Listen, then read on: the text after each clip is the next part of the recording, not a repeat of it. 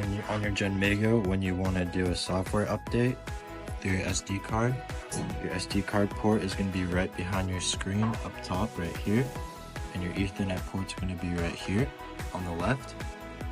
And then another thing to check on your Genmega is whether your motherboard is an ACU 6 or ACU 5, 3.5 actually.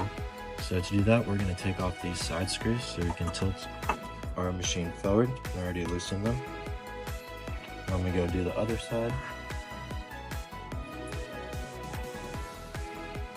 And now we can tilt our machine forward for access. And right here, we have the ACU 6, so this is the faster board. And the ACU 5 looks like this, and it'll be right here. It'll say ACU 5. Check the links in the description below to learn more. Don't forget to click the like and subscribe button and the bell notification to get notified when we drop new helpful videos. Thanks for watching.